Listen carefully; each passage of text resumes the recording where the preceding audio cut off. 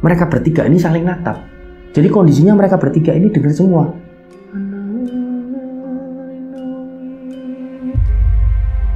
Mereka langsung merapikan kerilnya, digembol lagi, jalanlah mereka. Belum lama mereka ini jalan, tiba-tiba ada suara wanita parubaya ini, tapi tidak nembang. Jadi seolah-olah suara ini menggema di sekitaran mereka. Ini so Bali, bejo awakmu kabeh.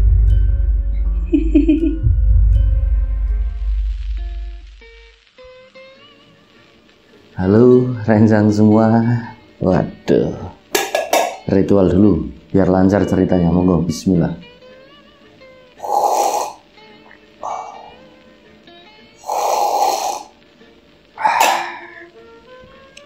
Sip, mulai ya.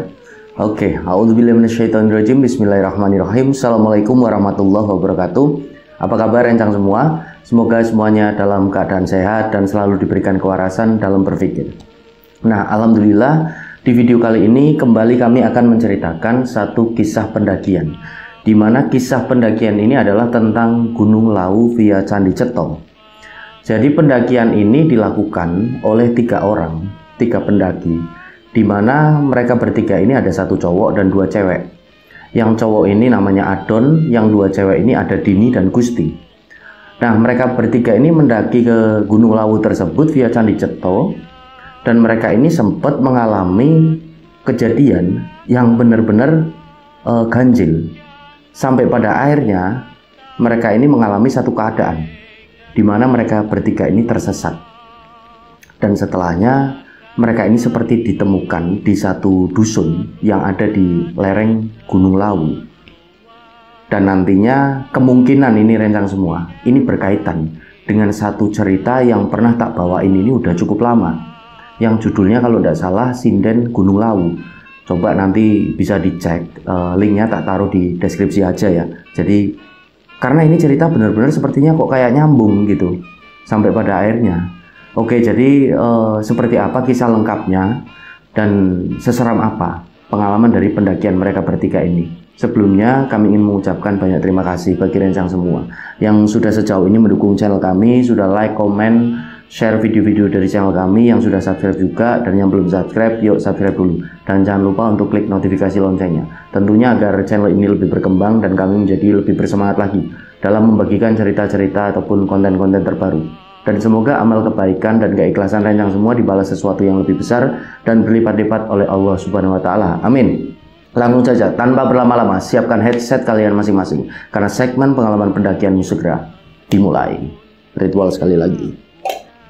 Bismillah, monggo. Hajar. Ana kidung rumaksa ing wengi teguh hayu luputa ing lara.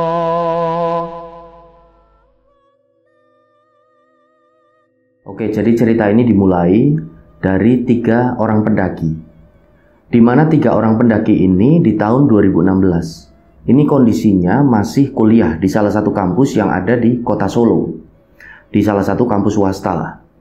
Nah, mereka bertiga ini ada satu cowok dan dua cewek. Yang cowok ini namanya Adon, lalu yang dua cewek ini namanya Dini sama Gusti.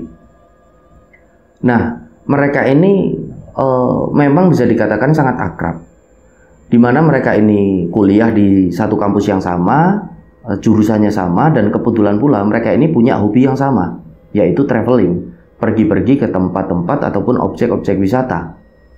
Jadi karena kesamaan tersebut mereka ini bisa menjadi sangat akrab. Nah, ketika mereka ini memutuskan untuk mendaki ke Gunung Lawu via jalur Candi Cetho di tahun 2016, sebelumnya mereka ini sama sekali belum pernah melakukan pendakian mandiri. Jadi mereka udah pernah naik gunung, kondisinya 2 kali. Akan tetapi 2 kali naik gunung ini ke Gunung Andong dan Ungaran, ini kondisinya mereka ikut satu event open trip seperti pendakian massal. Jadi kan berbeda dengan pendakian mandiri rencang semua. Kalau open trip ini kan ada porter, ada panitia yang membantu. Jadi mereka ini terima bersih aja, tinggal jalan aja menuju ke puncak gunung. Ini kondisinya kan jelas berbeda dengan pendakian mandiri. Jadi pada waktu itu, kenapa mereka bertiga ini memutuskan untuk melakukan pendakian mandiri? Awalnya ini ide ini tercetus dari yang dua cewek ini, yang Dini sama Gusti. Ketika mereka ini sedang ngobrol di kantin kampus, entah kenapa mereka ini kok tiba-tiba ingin melakukan pendakian mandiri. Nah, satu teman mereka yang bernama Adon ini cowok ikut gabung, dan disitulah Adon ini diberitahu bahwasanya Dini sama Gusti ini ingin melakukan pendakian mandiri. Nah, Adon ini kan agak kaget juga. Loh, ini beneran kalian berani? Tanya kan Adon ini. Ya beranilah, lagian kami berdua bakalnya ngajak kamu, Don. Gimana, kamu mau kan? Jadi ngajak tapi agak desak gitu loh, Dini sama Gusti ini. Ya kalau kalian siap, berani, ya aku juga ayo berangkat, kata si Adon. Akhirnya di situ mereka kan ngobrolin perihal gunung mana ini yang benar-benar disepakati akan mereka daki. Setelah mereka ini ngobrol gitu kan agak lama sambil menikmati minuman dan makanan yang ada di kantin kampus, disepakatilah benar saja mereka akan naik ke Gunung Lawu via Candi Ceto. Alasan mereka memilih ke Lawu lewat Candi Ceto ini, satu, rutenya, lokasinya ini dari kampus mereka ataupun kota mereka tinggal ketika mereka kuliah ini di Solo, tidak begitu jauh ke Karanganyar, bisa ditempuh menggunakan transportasi sepeda motor. Lalu yang kedua, mereka ini ingin menikmati betul keindahan dari Gunung Lawu via Candi Ceto ini, di mana mereka ini seringkali mendengar, mereka melihat lewat media sosial keindahan dari jalur Candi Ceto ini. Jadi ketertarikan mereka adalah keindahan dan sisi-sisi sejarah yang terkandung dari jalur pendakian Candi Ceto ini. Akhirnya mereka benar-benar bersepakat. Disepakatilah mereka ini akan berangkat pada hari Jumat. Jadi mereka akan berangkat dari Solo di hari Jumat sore. Karena rutenya nggak begitu jauh, rencana mereka nantinya akan nginep dulu semalam di base camp, baru pagi-paginya mereka akan memulai aktivitas pendakian mereka. Nah, singkat cerita, H-1 hari pendakian, mereka bertiga ini berkumpul. Pada waktu itu mereka menuju ke salah satu gerai rental outdoor untuk menyewa peralatan pendakian. Nah, setelah mereka nyewa peralatan pendakian, tidak lupa mereka ini mampir ke minimarket, mereka mampir ke pasar tradisional yang ada di sekitaran Solo untuk memberi logistik, gitu loh. Jadi logistik apa saja yang akan mereka bawa ini. Setelah semua beres, logistik, peralatan gunung ini sudah siap, semuanya ini dikumpulkan menjadi satu di kosan dari si Adon ini yang cowok. Jadi kos-kosan dari Adon ini akan menjadi titik kumpul dari mereka semua. Nah, singkat cerita, hari pendakian ini tiba, di mana itu adalah hari Jumat. Jadi ketika hari Jumat, mereka seperti biasa melakukan aktivitas kuliah. Seperti biasanya, mereka berangkat pagi, dan mereka ini sampai siang di kampus. Nah, ba'da asar, mereka bertiga ini sudah kumpul di kosan dari salah satu mereka, yaitu Adon. Sebelum mereka ini berangkat, dicek lagi peralatan pendakian, lalu logistik, barangkali ada yang belum dimasukin, ada yang ketinggalan, ataupun kira-kira ada yang kurang, masih bisa dilengkapin sebelum mereka ini berangkat. Setelah semuanya dicek, lengkap ini semuanya, ayo berangkat, kata Adon. Daripada nanti terlalu malam di jalan. Ini kan juga bulannya bulan-bulan hujan, daripada kena hujan di jalan kan ribet juga. Ayo berangkat aja. Nah, berangkatlah mereka untuk menuju ke base camp Candi Ceto pada sekitaran jam 4 sore. Jadi mereka berangkat ini menggunakan transportasi sepeda motor. Jadi ada dua, Adon ini sendirian, Dini ini boncengan sama Gusti. Berangkat mereka dari kosan Adon menuju ke Candi Ceto, dan ketika mereka ini perjalanan dari kos ini sampai di Candi Ceto, ini tidak ada kendala apapun. Jadi semuanya lancar-lancar saja. Dan mereka juga sempat berhenti di salah satu warung ketika maghrib ini tiba untuk melaksanakan ibadah sholat maghrib, dan mereka ini juga makan dulu. Jadi mereka makan karena kondisinya mereka lapar. Nah, setibanya mereka ini di base camp Candi Ceto, ini pada sekitaran jam 8:30 malam, karena mereka juga sempat kena hujan, sempat berteduh agak lama. Nah, sampai di base camp Candi Ceto, kondisinya ini cukup ramai rencang semua, karena kemungkinan itu adalah weekend, menuju ke akhir pekan kan, hari Jumat, besok ini Sabtu. Jadi kondisi dari base camp ini ramai. Bisa dilihat dari parkiran motornya, para pendaki yang sedang istirahat di area istirahat, ada pula yang di beberapa warung, lagi duduk-duduk, lagi bercengkrama, ngobrol. Jadi menikmati dari base camp Candi Ceto di malam hari. Mereka ini langsung parkir dan menuju ke base camp. Nah, mereka menuju ke base camp, mereka naruh barang bawaan mereka. Setelahnya mereka ini bersih-bersih diri. Mereka mandi gitu kan di toilet yang ada di sekitaran situ. Setelah mereka ini bersih-bersih diri, mandi, mereka ini melaksanakan ibadah sholat isya. Setelahnya mereka bertiga kumpul menuju ke salah satu warung yang ada di sana. Karena mereka akan makan sebelum mereka ini nanti tidur gitu loh, istirahat. Sebelum keesokan harinya mereka melakukan aktivitas pendakian. Mereka jalan menuju ke salah satu warung dan di sana mereka pesan nasi pecel. Mereka makan nasi pecel, lalu mereka pesan teh hangat. Setelahnya mereka ini kembali menuju ke tempat istirahat. Di tempat istirahat mereka ngobrol dulu sebelum mereka ini tidur gitu loh. Sambil mereka ini gelar matras, mengeluarkan sleeping bag untuk mereka ini tidur. Nah, setelahnya mereka ini pun ngobrol, menyepakati mereka akan berangkat pada jam berapa masuk ke jalur pendakian ini. Jadi di situ Adon ini pun bisa dikatakan sebagai leader lah, karena kondisinya kan dia cowok sendiri. Dua temennya ini cewek. Adon ini bilang, ya sudah besok kita berangkat sekitaran jam 8 aja ya, biar enakan lah, tidak terlalu pagi, tidak terlalu siang juga lah. Dini sama Gusti ini setuju. Oke Don, kita berangkat jam 8, kita bangun pagi, kita sarapan, kita mandi, lalu kita kemas-kemas dan langsung berangkat besok.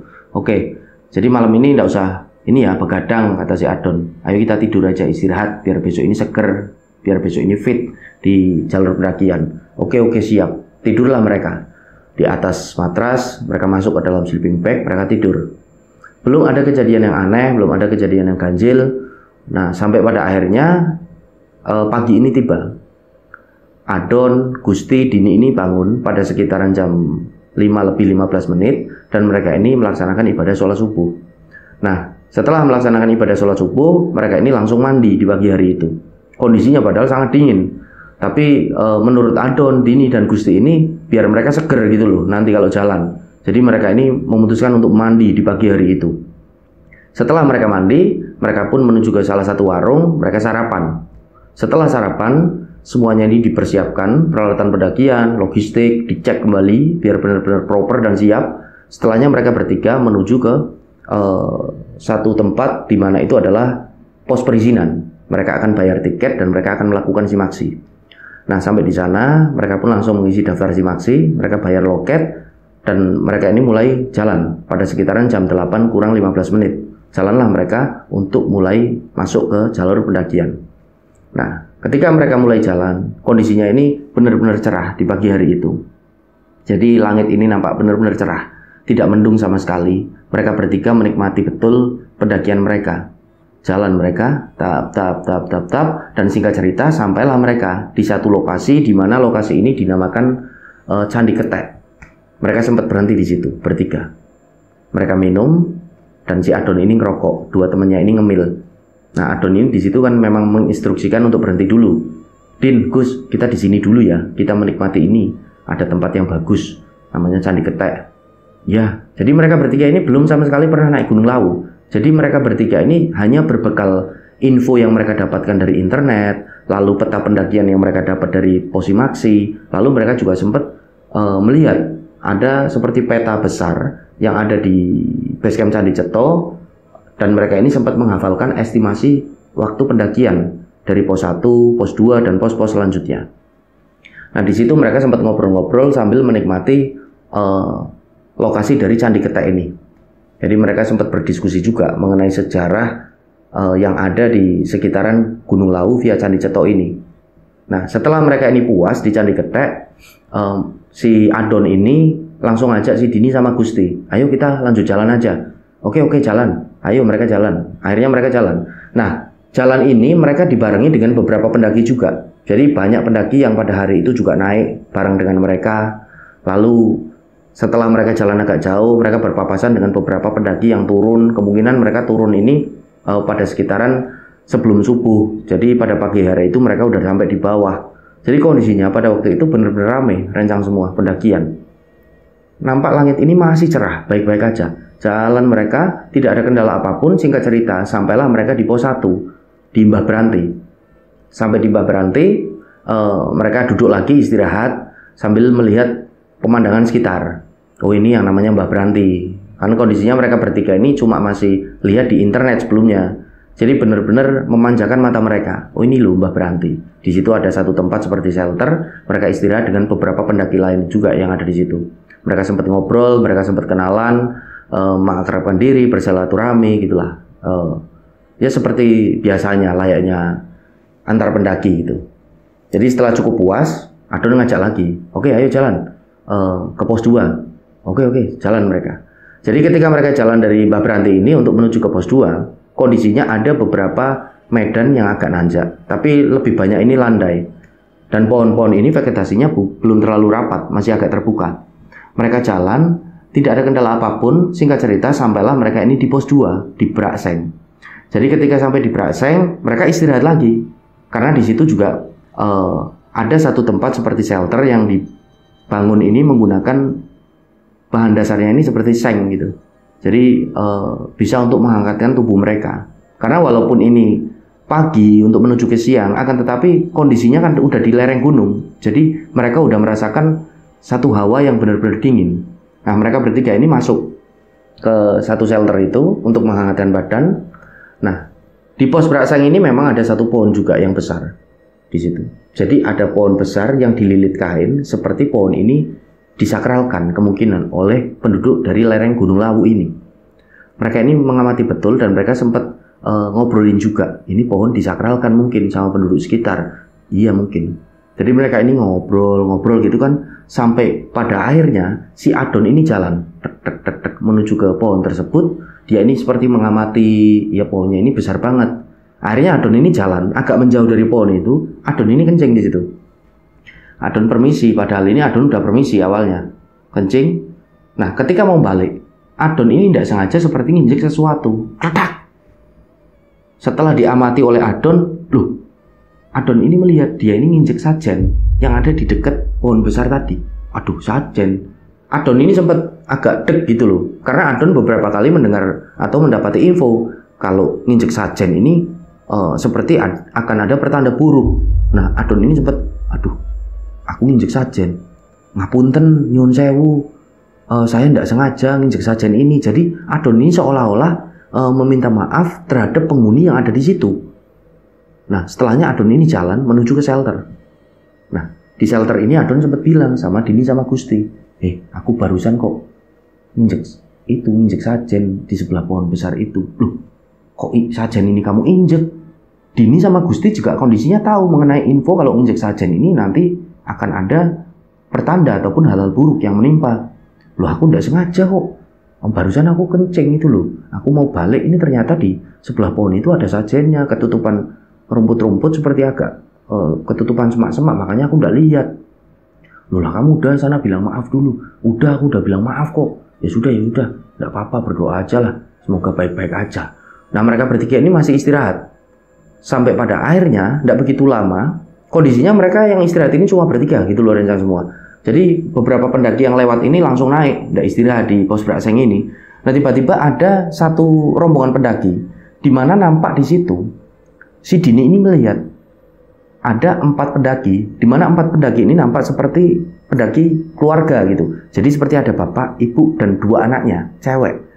Yang kondisinya ini masih kecil-kecil. Ini agak kembar. Loh, kok seperti kembar ya? Dini ini melihat setelah rombongan pendaki keluarga ini agak dekat gitu kan. Oh iya, ternyata kembar. Kembarnya ini benar-benar kembar, siam gitu loh. Nah, mereka ini jalan untuk menuju ke shelter juga. Dan di situ satu rombongan ini pun menaruh kerilnya, mereka memutuskan untuk istirahat.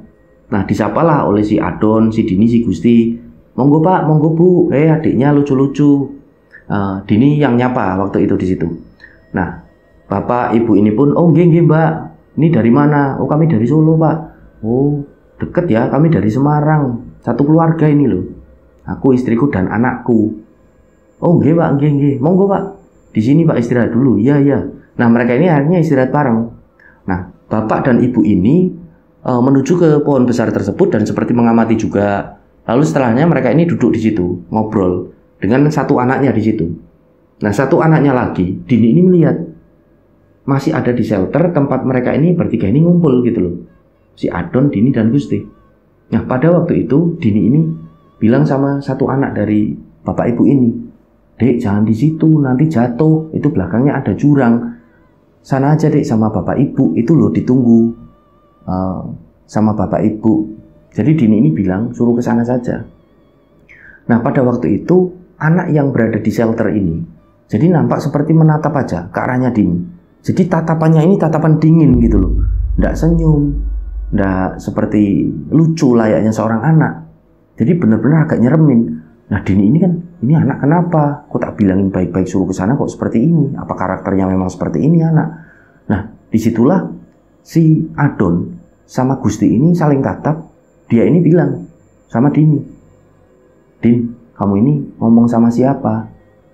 "Ya sama anaknya bapak itu, sama ibu itu loh, kok nggak mau ke sana." Nah, pada waktu itu Adon ini bilang sama Dini, udah nggak usah digubris. Lah, Dini ini kan agak aneh juga, Adon bilang seperti itu loh, nggak usah digubris gimana? Udahlah, nanti aja tak ceritain. Ayo kita jalan aja, kita jalan biar nggak terlalu lama di sini. Yuk jalan, kata Gusti juga. Akhirnya Dini kan, yoslah ayo ikut, karena Adon juga memberi instruksi untuk melanjutkan perjalanan. Jadi sebelum mereka ini melanjutkan perjalanan menuju ke pos 3, si Dini ini sempat menyapa dari rombongan keluarga ini. Dia nyapa bapak, ibu, dan anaknya gitu loh.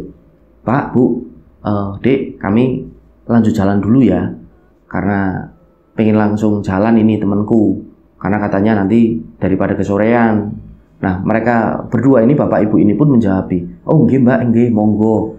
Atos-atos nggih. Ya Mbak, silahkan, hati-hati. Nggih, Pak, itu Pak." Dini ini bilang lagi sama bapak itu anaknya kok masih di shelter aja. Disuruh sini aja Pak, nanti jatuh ke jurang. Nah, bapak dan ibu ini saling tatap. Setelahnya Dini ini pun bilang lagi, "Monggo Pak, saya duluan." "Oh nggih." Jadi seperti agak heran bapak ibu ini. Jalanlah Dini ini. Jadi Dini ini jalan di tempat paling belakang. Jadi Dini ini memilih memang jalan di paling belakang gitu. Jadi yang di tengah ini ada Gusti, yang di depan ini ada si Adon ini. Jalan mereka, dap.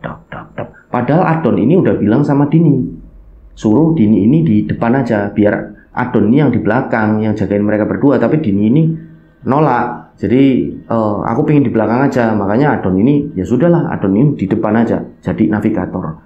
Jalan mereka bertiga. Nah, setelahnya langit yang tadinya nampak cerah ini tiba-tiba agak mendung. Nah, Adon ini sempat bilang sama kedua temannya, "Ini nanti kalau mendungnya tambah pekat, kita langsung pakai jas hujan aja ya, sebelum hujan ini turun," gitu kata Adon. Teman-teman ini setuju, si Dini sama Gusti. Mereka lanjut perjalanan. Benar saja, tidak begitu lama gerimis ini tiba-tiba turun tuh. Nah, akhirnya mereka langsung berhenti di tepi jalur. Mereka buka keril, ambil jas hujan masing-masing. Mereka pakai jas hujan. Jalanlah mereka untuk menuju ke pos selanjutnya. Jadi ketika mereka jalan, kondisinya ini sepi. Jadi pendaki yang naik ini nampak udah tidak ada. Pendaki yang papasan dengan mereka turun juga udah tidak ada. Cuma mereka bertiga. Jalan mereka, dap, tidak ada kendala apapun. Singkat cerita, sampailah mereka di pos 3 di Cemorodowo. Nah, ketika di Cemorodowo ada satu rombongan pendaki, di mana setelah mereka ini menyapa, berkenalan, ternyata satu rombongan pendaki yang berisi ke 7 pendaki ini dari Jakarta, mereka mau turun. Jadi mereka udah muncak di hari sebelumnya. Nah, di situ mereka sempat istirahat lagi, karena kondisinya kan ini setelah ini kita mau naik ke pos 4, kata si Adon ini. Karena Adon udah dapat info dari pos 3 ini nanti ke pos 4. Ini medannya benar-benar ngetrek, seperti menguras tenaga setelah mendapati info dari rombongan Jakarta ini. Jadi di situ mereka memutuskan benar-benar istirahat agak lama. Mereka ngobrol di situ. Mereka sempat juga menyeduh kopi. Adon, Dini, Gusti ini mereka ngemil makanan ringan, bercengkerama lah dengan pendakian dari Jakarta ini.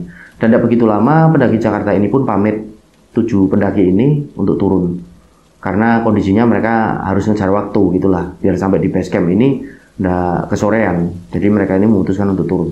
Nah, pada waktu itu mereka bertiga ini masih istirahat di situ sambil nunggu gerimis ini pun reda. Dan benar saja 15 menit kemudian gerimis ini reda. Jadi langit ini masih gelap. Kabut ini mulai turun dengan tipis, tapi benar-benar hujan ataupun gerimis ini udah reda. Nggak jadi hujan lebat gitu loh.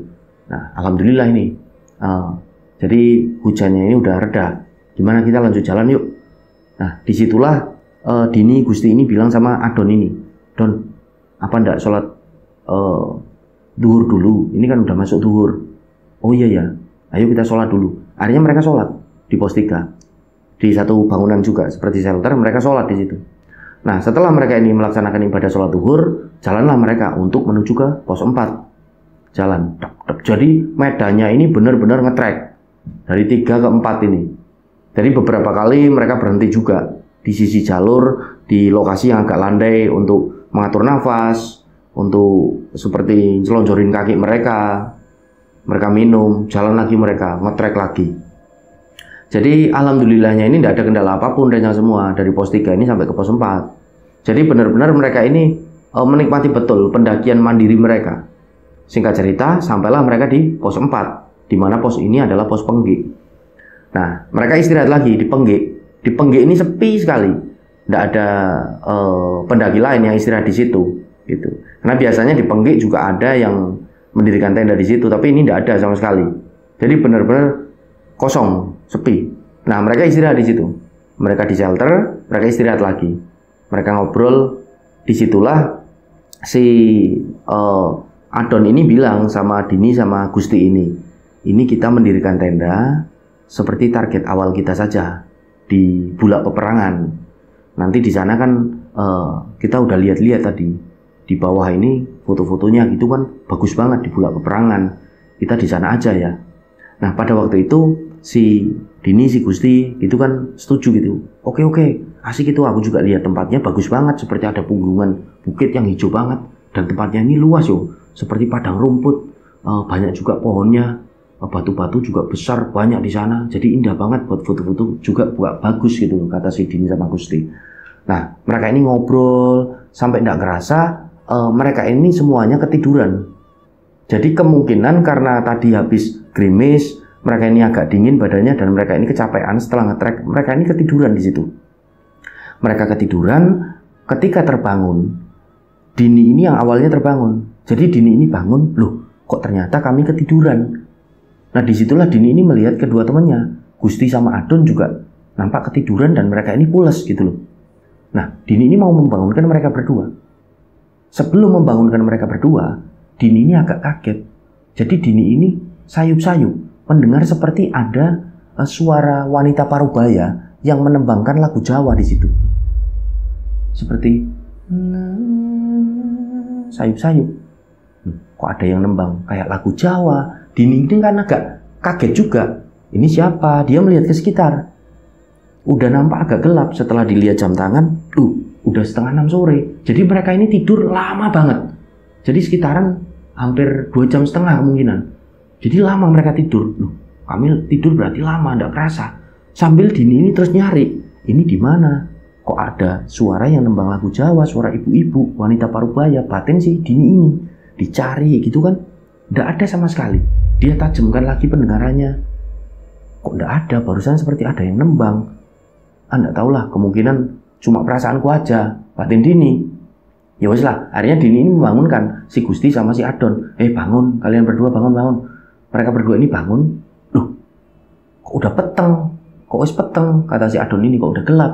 Ijo, iki wis Arab surup kok, udah mau maghrib.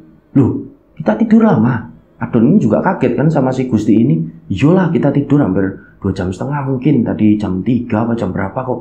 Yuk, kita belum sholat. Ini loh, belum sholat asar. Ayo sholat dulu sebelum lanjut jalan. Akhirnya di situ mereka tayamum, sholatlah mereka berjamaah. Yang jadi imam ini si Adon gitu. Jadi Dini sama Gusti jadi makmum. Nah, sholat.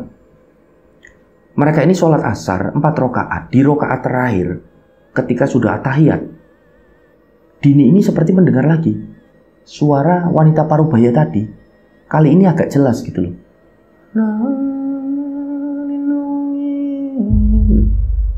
Setelahnya Dini ini salam. Assalamualaikum.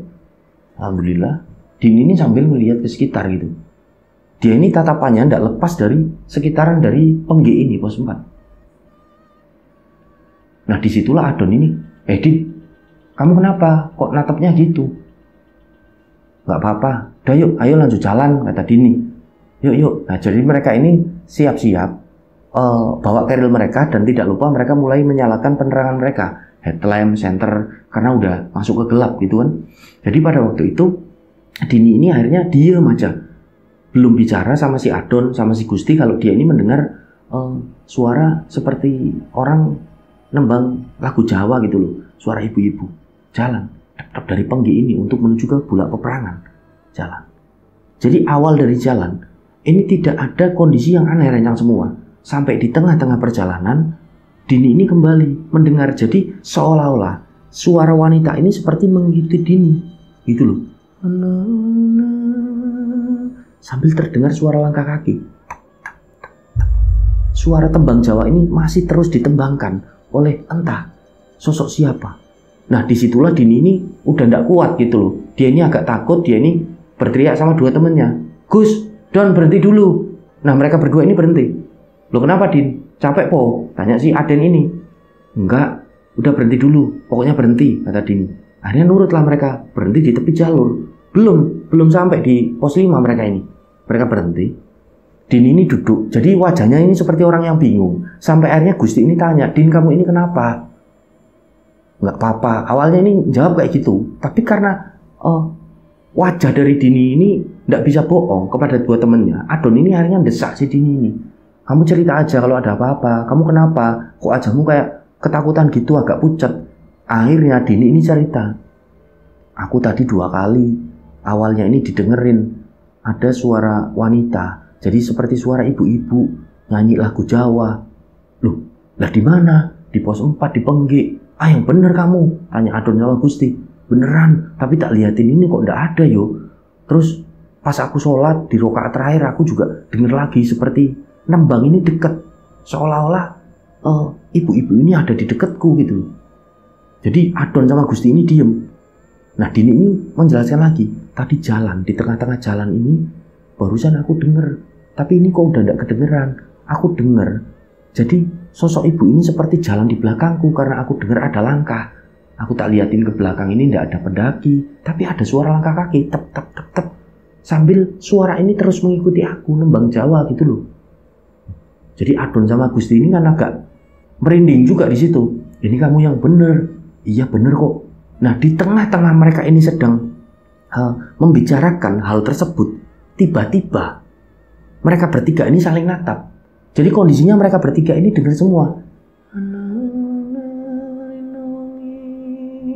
Di situ, di sekitaran situ mereka berhenti. Tuh kan, kamu denger nggak? Tanya Dini sama Adon sama Gusti. Yo. Jadi mereka berdua juga dengar. Yuk jalan yuk ayo jalan aja. Aku takut ini, Dini ini seperti itu. Yuk, aku juga takut, kata Adon sama Gusti. Jadi mereka ini akan melanjutkan perjalanan gitu kan. Mereka langsung merapikan kerilnya, digembol lagi, jalanlah mereka. Belum lama mereka ini jalan. Tiba-tiba ada suara wanita parubaya ini, tapi tidak nembang. Jadi seolah-olah suara ini menggema di sekitaran mereka. Suara wanita ini seperti agak mengancam. Ini so bali bejo awakmu kabeh. Mereka ini akhirnya berhenti. Kalau bisa pulang, untung kalian semua. Mereka ini berhenti semua. Kalian dengar enggak? Tanya Dini. Adon sama Gusti ini ngangguk. Ini siapa yo? Akhirnya Adon ini agak berteriak. Tolonglah jangan ganggu kami. Kami tidak ganggu kok.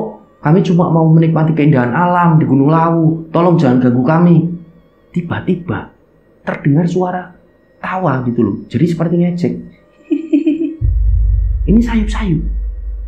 Nah, di momen itulah Adon ini langsung ngajak Gusti sama Dini. Udah kita agak cepet. Ayo agak cepet. Kita biar sampai di pos 5 langsung mendirikan tenda. Kita masuk tenda. Mereka ini agak cepet. Agak panik mereka. Jalan mereka. Singkat cerita, mereka ini hampir sampai di Bulak Peperangan. Jadi si Adon ini itu loh Bulak Peperangan. Itu bener itu lokasinya. Aku masih ingat betul dari foto-foto tadi, gambar yang kita lihat tadi di bawah di base camp. Ayo cepet. Nah, jadi suara ini udah tidak terdengar lagi. Suara wanita parubaya ibu-ibu ini tidak terdengar. Jadi mereka jalan agak cepat. Tiba-tiba langit ini yang tadinya gelap-gelapnya ini biasa, tiba-tiba sangat pekat. Dan kabut ini yang tadinya turun dengan sangat tipis, ini tiba-tiba seperti menebal. Benar-benar tebal. Sampai jarak pandang mereka ini tidak ada 1 meter. Jadi benar-benar susah mereka ini buat lihat ke depan. Loh, ini kok kabut turun dengan tebal. Dini ini agak panik. Nah, pada waktu itu Adon, udah berhenti dulu. Mereka bertiga, si Adon, Gusti, dan Dini akhirnya berhenti di satu titik. Jadi udah mulai masuk ke bulak peperangan mereka ini. Jadi mereka berhenti di situ. Kabutnya sangat tebal.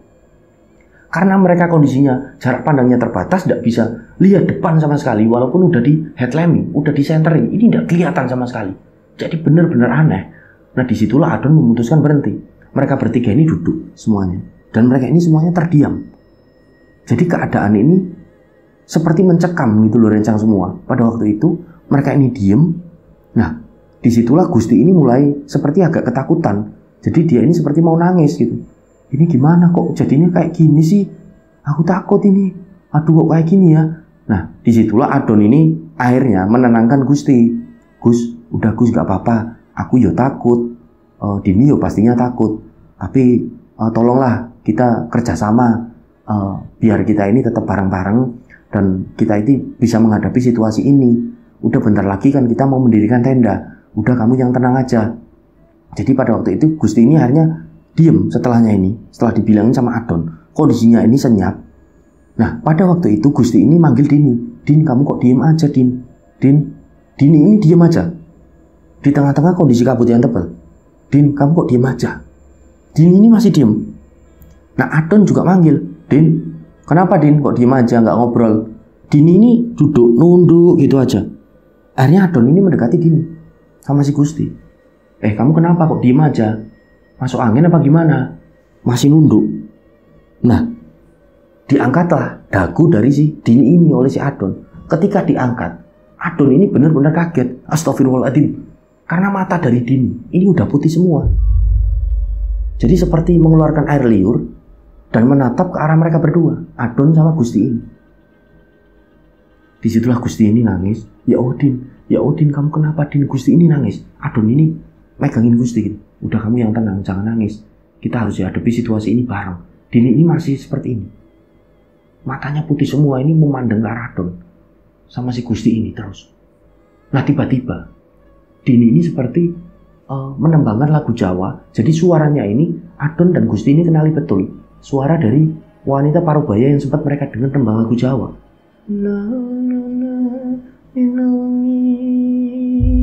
Terus nembang seperti itu. Adon ini akhirnya ngajak si Gusti. Gus, ayo Gus, berdoa bisanya Gus, berdoa sebisanya. Dan tiba-tiba Dini ini seolah-olah tertawa. Tapi suara tawanya bukan suaranya si Dini ini, melainkan suara dari suara wanita Parubaya ini. Jadi seperti ngecek gitu loh. Nah, Adon dan Gusti ini belum putus doa. Mereka ini berdoa terus, ya Allah, berdoa terus sampai Dini ini nembang lagi.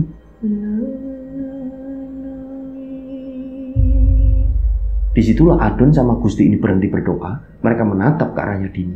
Dini ini berdiri. Dan setelah Dini ini berdiri, Dini ini seperti merentangkan tangannya, seolah-olah seperti menari, sambil terus seperti nyinden gitu.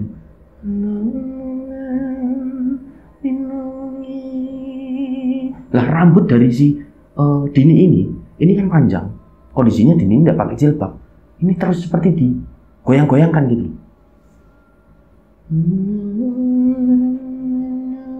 Matanya ini masih putih.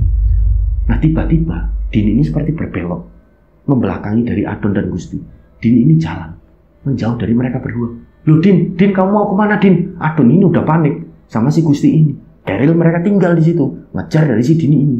Dini ini kondisinya kerilnya juga udah dicopot gitu kan, udah pakai keril. Mereka berdua ini ngejar. Jadi Dini ini agak aneh. Yang tadinya awalnya jalannya ini pelan, seolah-olah seperti penari Jawa yang benar-benar anggun, tiba-tiba agak cepat.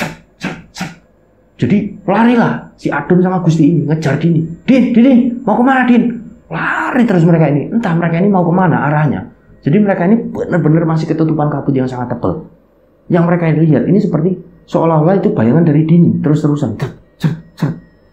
Dikejar terus sampai pada satu titik. Tiba-tiba Adon dan Gusti ini sadari betul kabut ini udah nggak ada. Dan mereka baru menyadari area sekitar mereka ini adalah hutan yang benar-benar gelap. Gusti ini kan agak panik lagi. Ya Allah, kita di mana ini, Don? Kita di mana, Don? Udah, kamu yang tenang, jangan gitu. Ini di mana si Dini? Nah, pada waktu mereka berdua ini sedang panik, tiba-tiba mereka mendengar lagi. Di sana itu, Adon ini yakin betul sumber suaranya dari arah sana. Gusti ini ditarik sama Adon, larilah mereka ke tengah hutan yang benar-benar gelap, menuju ke arah sumber suara dari sosok wanita yang menyerupi dari si Dini ini nembang. Terus mereka lari, bener aja. Disitulah mereka ini melihat Dini. Dini ini udah tergeletak, seperti tersandar di satu pohon. Dan Dini ini nampak seperti tidak sadarkan diri. Langsung di situ diguncang-guncangkan tubuh dari Dini ini. Din, bangun, Din, bangun, Din. Gusti sama Adon ini udah benar-benar khawatir. Ayo bangun, ayo bangun. Dini ini tidak bangun-bangun. Jadi seperti lemas, benar-benar lemas. Nah, pada waktu itu Adon ini bilang sama Gusti, udah Gus, kamu jangan ikut panik ya. Yang penting alhamdulillah ini si Dini udah ketemu. Kita di sini dulu sampai si Dini ini benar-benar sadar. Nah, Adon ini tanya, kamu bawa air nggak? Ya enggak lah, air kan di tas semua. Aduh, aku juga nggak bawa, Adon. Nah, Dini ini juga jelas nggak bawa. Dia ini nggak bawa apa-apa gitu kan. Aduh, nggak bawa air, ini gimana? Jadi mereka nggak bawa air, mereka tidak bawa makanan, keril mereka ini tinggal tadi entah di mana, yang kemungkinan lokasi itu udah masuk ke lokasi bulak peperangan, tapi kabutnya tadi kan tebel. Nah, pada waktu itu tiba-tiba Dini ini seperti tersadar gitu loh. Loh, Don, Adon, Gusti, aku di mana? Loh, Din, alhamdulillah kamu udah sadar, Din. Udahlah, aku di mana? Jadi seolah-olah Dini ini nggak sadar kalau dia ini baru aja kesurupan. Nah, pada waktu itu suara dari sosok wanita parubaya ini, ibu-ibu ini yang seperti nyindan ini udah tidak kedengeran.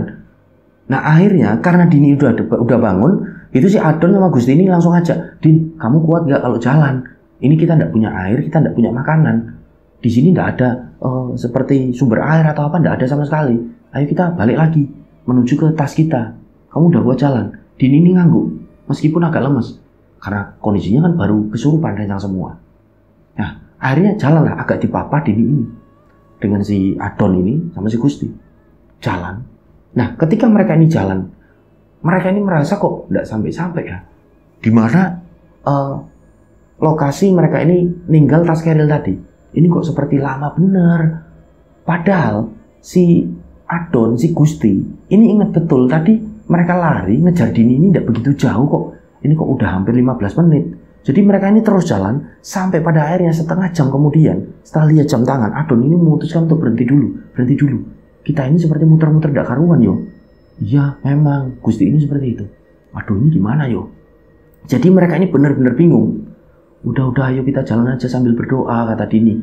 Udah, ayo berpikiran positif. Dini ini seperti itu. Jadi mereka akhirnya jalan untuk menuju entah kemana keril mereka ini berada gitu loh. Jalan terus mereka sampai pada satu titik mereka berhenti lagi.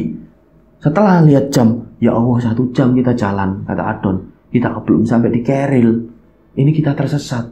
Jadi kondisinya di tengah hutan yang benar-benar gelap. Yang terdengar ini cuma suara serangga hutan dan hewan-hewan malam. Disitulah Adon ini wajahnya udah pucat. Dia sebagai leader aja udah panik. Anggotanya apalagi, si Dini, si Gusti ini benar-benar panik. Nah, di momen itulah Gusti ini nangis pada akhirnya. Sesenggukan dia. Ya Allah, aku tersesat. Aku pingin pulang, ya Allah. Jadi, karena si Gusti ini juga cewek gitu loh. Nah, Dini ini ikut nangis akhirnya. Melihat satu temannya ini nangis seperti ketakutan. Dipeluklah satu temannya itu. Ya Allah, Gus, sudah Gus. Kita yang penting berdoa. Insya Allah, nunggu terang, kita nunggu terang. Nanti kita cari jalan, kata si Dini ini menenangkan satu sahabatnya. Akhirnya Adon ini meluk kedua sahabatnya. Mereka ini berpelukan. Nangis mereka bareng. Bingung mereka ini bertiga harus kemana. Sampai pada akhirnya mereka ini karena kelelahan, mereka ini dehidrasi, kekurangan air, mereka kondisinya sangat lapar, tidak ada yang bisa dimakan. Mereka ini tertidur pada akhirnya, saking lemesnya mereka bertiga. Nah, ketika mereka bertiga ini terbangun, mereka terbangun karena mereka ini seperti dibangunkan oleh seseorang. Jadi ketika mereka ini bangun, mereka ini benar-benar kaget. Loh, mereka ini melihat ada satu sosok seperti seorang bapak tua yang menggunakan topi caping, seperti petani gitu mau berangkat ke ladang. Mereka melihat ke sekitar, loh, kok ini udah ada perkebunan, ladang seperti ladang warga. Disitulah bapak-bapak ini tanya, loh lah kalian kok di sini? Kalian pendaki? Iya pak, kami pendaki. Loh, kok di sini kalian? Diceritakanlah di situ kan sama mereka bertiga. Loh kalian berarti tersesat. Ya Allah kalian tersesat. Alhamdulillah kalian bisa sampai sini. Ini udah pemukiman warga. Tapi dusunnya agak jauh. Mbak, Mas. Jadi kalian harus jalan agak jauh. Ini jalannya cuma ini setapak. Ayo bapak anter. Nah karena Adon ini merasa tidak enak. Ini bapak tua kasihan. Kondisinya jalan naik. Dusunnya agak jauh gitu kan. Si bapak ini nampak udah naik mau ke ladang gitu kan. Masa harus turun lagi. Nanti beliau harus naik lagi kasihan. Tidak tega si Adon ini. Tidak usah pak. Boten usah. Kami bertiga alhamdulillah matur suwun udah ditunjukin jalan. Kami bertiga tak jalan sendiri pak. Turun. Cuma ini kan pak jalannya. Iya mas cuma ini jalannya. Ngikutin jalan aja. Nanti agak jauh ada dusun. Itu dusunnya bapak. Bapak mau ke ladang. Soalnya tidak apa-apa ya kalau bapak ini tidak nganter. Tidak apa-apa pak. Alhamdulillah yang penting kalian bertiga udah sampai sini. Udah aman kok. Ayo kalian jalan aja ke sana. Nah akhirnya mereka bertiga ini pun mengucapkan terima kasih. Mereka bertiga ini jalan menuruni area perkebunan ini. Nah bapak-bapak ini seperti naik menuju ke arah entah ladang ataupun perkebunannya. Nah Adon, Dini dan Gusti ini benar-benar ya Allah alhamdulillah. Tapi mereka ini bertiga sembari jalan ini bahas, ini kok kita seperti di perkebunan ya, padahal semalam kita ini ada di tengah hutan. Nah Adon ini memberhentikan pembicaraan itu. Udah enggak usah dibahas. Yang penting kita udah sampai di pemukiman warga alhamdulillah. Iya. Jalan mereka bertiga. Kondisinya ini udah terang. Jadi udah pagi. Mereka jalan dan bener aja mereka ini mendapati ada satu gubuk tua menggunakan papan-papan kayu. Ya Allah, ini kita udah sampai di dusun. Alhamdulillah ya Allah. Jalan jadi nampak di situ. Dusun ini seperti agak rumahnya, jarak antar rumah ini jauh-jauhan gitu loh. Jadi kemungkinan karena ini di lereng gunung. Batin si Adon dan teman-teman. Mereka ini terus jalan sampai pada akhirnya mereka ini mendapati ada satu rumah. Di mana rumah ini menggunakan papan kayu. Ada yang menggunakan tembok juga. Jadi semi papan kayu, semi tembok gitu. Khas dari lereng pegunungan. Mendapati satu rumah di mana di situ ada seorang laki-laki parubaya. Nah, jadi mereka ini turun sampai pada akhirnya mereka ini menyapa lelaki parubaya tersebut. Loh, lah ini pendaki ya? Iya pak, kami pendaki. Kok bisa sampai sini? Akhirnya disuruhlah mampir. Udah sini dulu, ayo sini dulu. Minum dulu. Nah mereka bertiga, Adon, Gusti, Dini ini akhirnya masuk ke satu rumah tersebut, ke pekarangannya.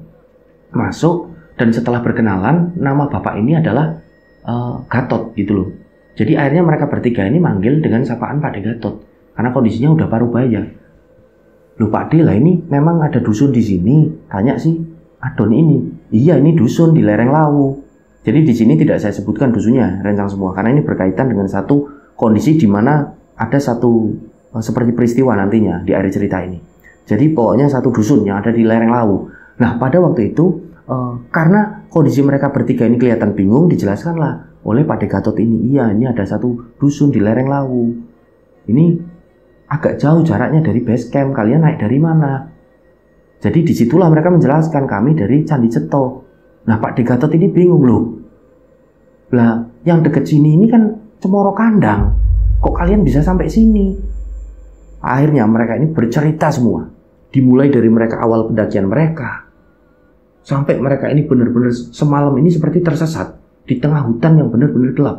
Diceritakan mereka seperti diteror oleh sosok sinden. Entah ini sinden siapa gitu kan.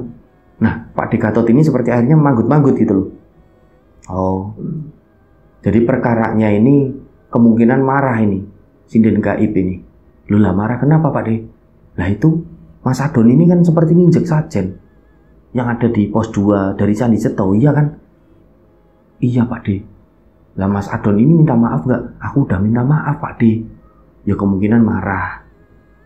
Akhirnya dijelaskan oleh Pak De Gatot ini mengenai apa yang misteri yang beliau ini ketahui gitu. Dimulai diceritakan lah. Yo kemungkinan sinden yang neror kalian, sinden gaib ini kemungkinan ini adalah jin. Jadi jinnya, jin-jin yang kafir lah, jin-jin jahil ataupun jin yang jahat, seperti mau menyesatkan para pendaki karena merasa jin ini marah. Sajennya ini makanannya seperti diinjek oleh Mas Adon. Dan ini kemungkinan berkaitan dengan satu cerita yang ada di sini. Loh lah, cerita apa Pak De? Nah, mereka bertiga ini akhirnya tertarik. Sebelum mereka ini diceritakan, Pak De Gatot ini menawari mereka untuk sarapan dulu, udah makan dulu aja. Nanti habis makan tak ceritain, biar punya energi. Kalian kelaparan ini. Jadi diambilkanlah nasi, lauk, paunya gitu kan oleh istri dari Pak De Gatot juga di situ. Makan di situ. Mereka bertiga. Nah, setelah mereka makan, diceritakanlah oleh Pak De Gatot ini. Iya, karena dulu sekali di dusun ini pernah ada satu peristiwa. Jadi di dusun dari Pak De Gatot ini ada satu peristiwa rencang semua. Di mana pada waktu itu ada satu perempuan, di mana perempuan ini bernama Sum. Lengkapnya ini Sumiasih.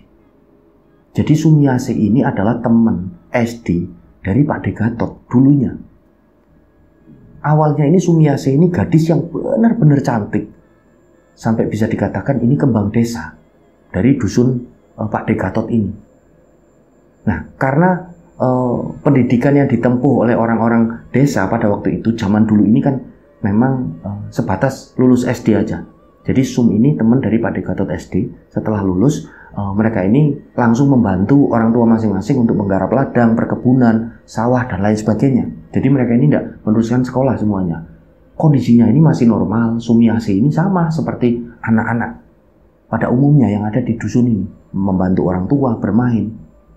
Dan tumbuhlah si Sum ini menjadi gadis yang benar-benar sangat cantik. Sampai pada akhirnya Sumiasih ini pun dipinang oleh seorang laki-laki. Nah, laki-laki ini menjadi suaminya gitu kan pada akhirnya. Awalnya kehidupan dari rumah tangga Sumiasih ini berjalan layaknya rumah tangga yang baik-baik aja seperti pada umumnya. Tidak ada permasalahan apapun. Nah, profesi dari Sumiasih ini adalah seorang sinden dan juga penari. Dan cukup terkenal di sekitaran dusun tersebut, sampai keluar dusun tersebut. Pokoknya di sekitaran dari area Gunung Lawu ini. Benar-benar sangat terkenal Sumiasih ini. Sumiasih ini seringkali dipanggil di tanggapan-tanggapan, itu kan diajak ke pertunjukan-pertunjukan wayang, dan lain sebagainya. Jadi bisa dikatakan gadis yang terkenal gitulah pada waktu itu, sampai Sumiasih ini akhirnya menikah.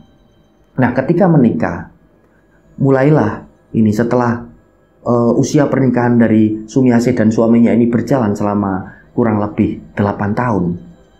Sumiasih ini mulai berhenti menari, mulai berhenti nyinden. Pada waktu itu umur dari Sumiasih ini udah mulai mau memasuki ke usia 30 tahun. Berhenti. Karena entah kenapa suaminya ini seperti kesetanan pada waktu itu. Jadi nggak pingin lagi Sumiasih ini nari gitu. Jadi nyinden udah di stop. Nah, pada waktu itu Sumiasih ini nurut dengan suaminya. Tapi Sumi ini sering nyinden di rumahnya sendiri.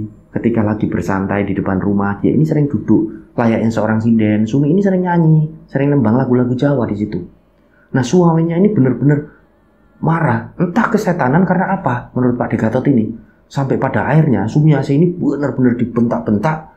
Sumiasih ini nangis. Intinya Sumiasih tidak boleh untuk nyinden lagi, tidak boleh untuk nari lagi walaupun itu di rumah.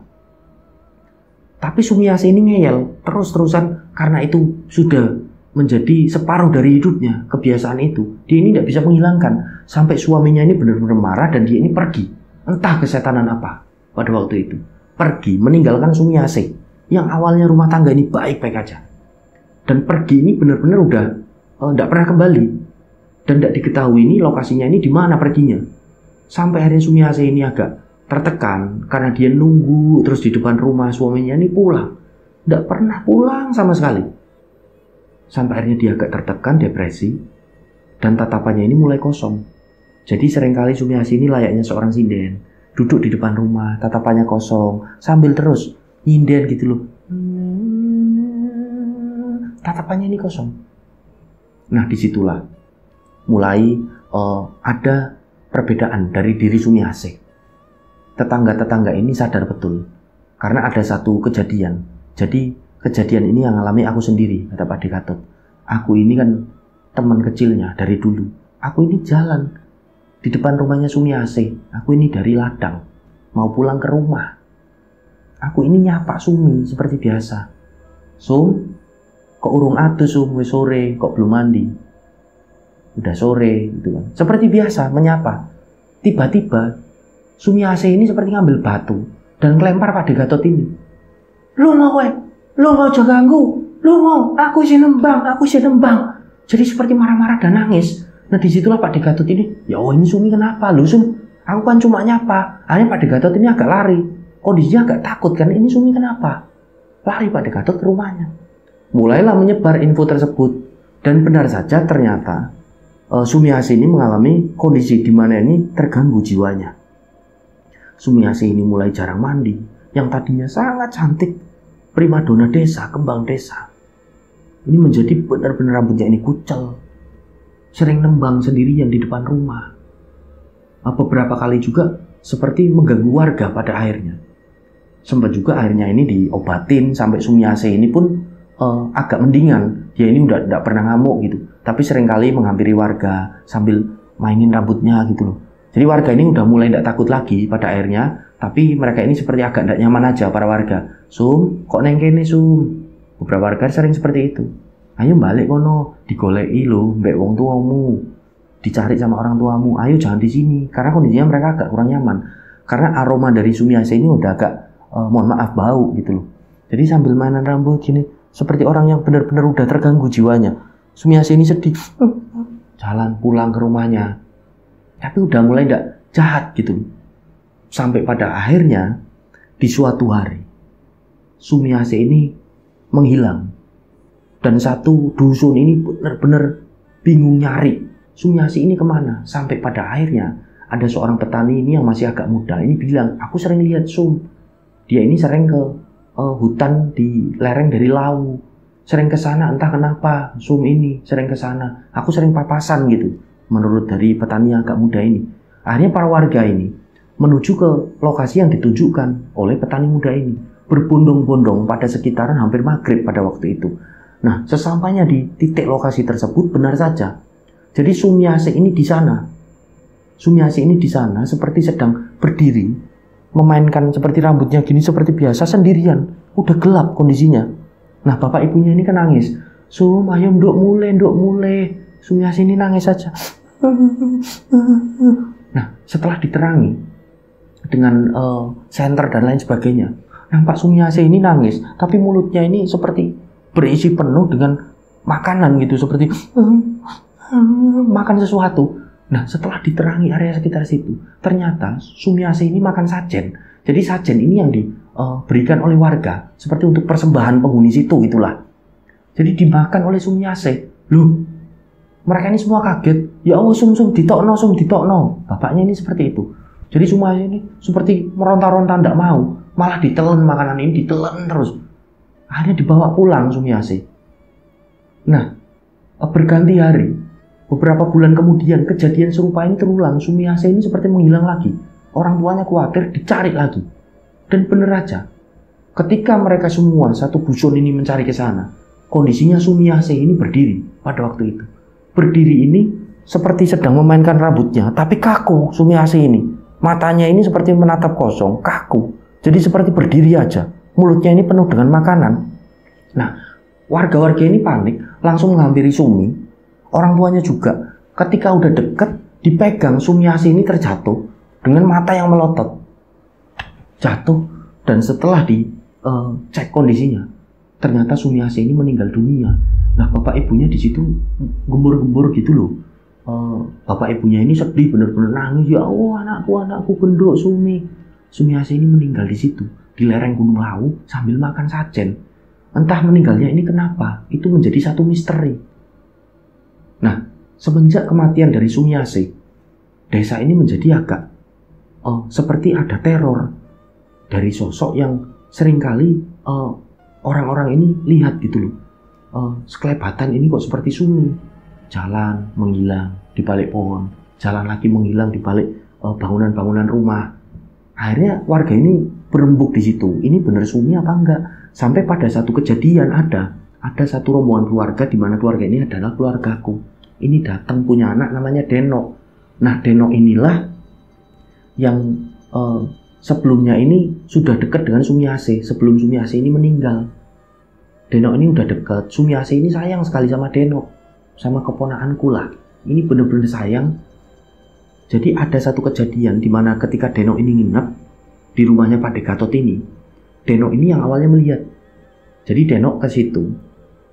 Dia ini sedih karena kondisi dari Bude Sumi. Denok ini kalau manggil Sumiase dulu Sumi, Bude Sumi. Bude Sumi ini udah meninggal. Denok ini sedih. Sampai di malam harinya Denok ini mau tidur, Denok ini melihat seperti ada satu sosok di bawah guyuran hujan di depan rumah Pak De Gatot ini, dari balik jendela ruang tamu. Loh, kok Bude Sumi di situ? Kaget Denok ini kan. Nah, ketika Denok buka pintu, bener aja. Jadi Bude Sumi ini membelakangi rumah Pak De Gatot di pekarangan. Ini sambil seperti duduk layaknya sinden, mainan rambut. Ini sambil seperti nembang lagu Jawa.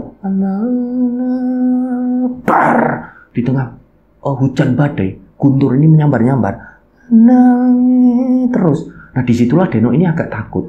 Dia ini langsung bilang sama Pak De Gatot, sama kedua orang tanya yang sudah tertidur. Ketika bangun, bener aja mereka semua ini melihat.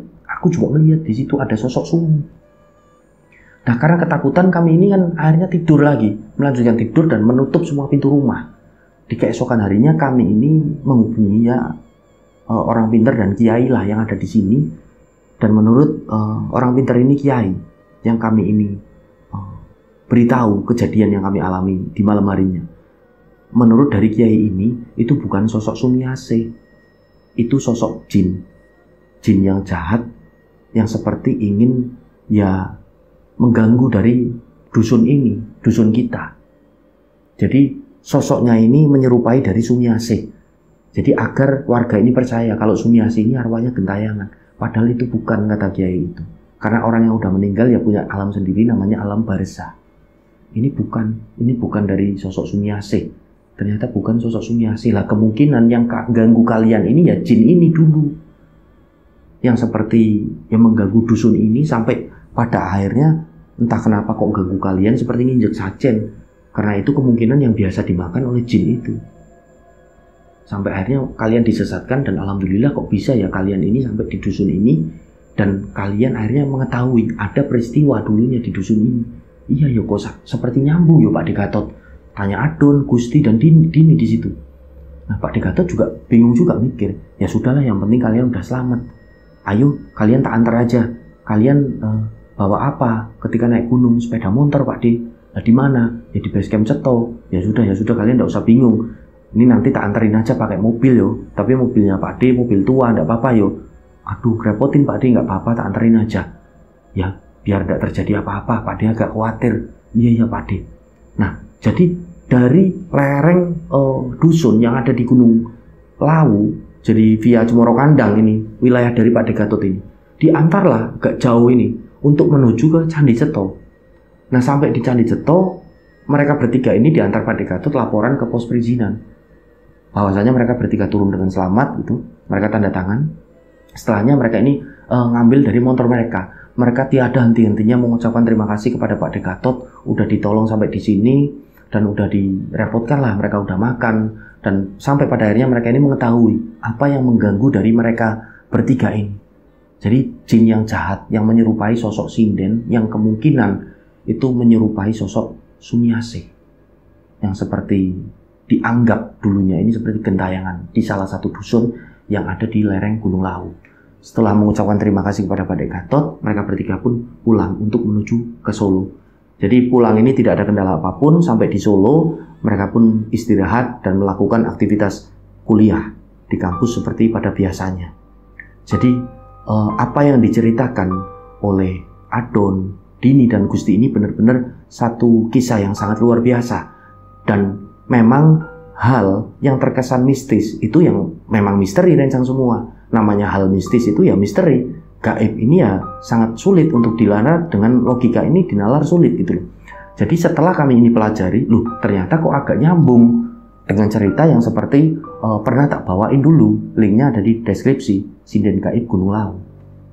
Jadi ini cerita kok seperti akhirnya pada akhirnya ini nyambung gitu. Ini bukan dipaksain loh ya. Jadi memang seperti agak nyambung pada akhirnya. Nah, Alhamdulillah dari kisah ini akhirnya kita bisa mengambil hikmah dan pelajaran tentunya. Karena yang namanya orang yang sudah meninggal dari Sumiase ini ya sudah punya alam sendiri, yaitu alam barzah, tidak mungkin gentayangan. Jadi yang gentayangan ini adalah jin kafir, jin jahil, jin jahat yang kemungkinan menyerupai sosok Sumiase dan mengganggu dari lereng Gunung Lawu ini sampai pada akhirnya satu dari mereka Adon ini nginjek Sajen, di mana Adon ini pada awalnya ini udah minta maaf gitu loh, tapi kok mereka seperti tetap diteror. Yang kemungkinan karena Sumiase ini sukanya makan Sajen, jin ini akhirnya juga makan Sajen yang diinjek oleh Adon ini, yang pada akhirnya membuat dia ini marah gitu loh, karena kemungkinan itu makanannya. Sampai pada akhirnya entah kenapa kejadian yang benar-benar aneh, misteri ini menepungkan, mengkaitkan perjalanan pendakian mereka bertiga lewat Candi Cetol, dan mereka ini tersesat dan berakhir di satu lereng dusun yang ada di Gunung Lawu, wilayah Cemoro Kandang. Benar-benar sangat aneh. Jadi dari kisah ini kita bisa mempelajari ada satu hal yang benar-benar kita harus percayai, bahwasanya orang yang sudah meninggal ini tidak mungkin hidup lagi ataupun arwahnya gentayangan. Orang yang sudah meninggal, arwahnya ini ada di alam barzah, punya alam sendiri. Dan pendakian dari Mas Adon, Mbak Dini dan Mbak Gusti ini benar-benar pendakian yang luar biasa mistis. Jadi mereka ini seperti diganggu. Kenapa mereka ini kok bisa tetap sampai selamat? Karena ibadah dari mereka. Mereka ini tidak pernah meninggalkan sholat 5 waktu, walaupun dalam keadaan yang benar-benar membuat mereka ini shock di tengah perjalanan pendakian mereka. Mereka ini tetap menjalankan sholat 5 waktu. Mereka tetap percaya bahwa kalau tidak putus berdoa, semua manusia ini akan selamat dan ditolong oleh Tuhannya. Jadi kisah yang luar biasa yang dituturkan oleh 3 rencang kita ini, dan semoga sekali lagi kita semua bisa mengambil hikmah dan pelajaran.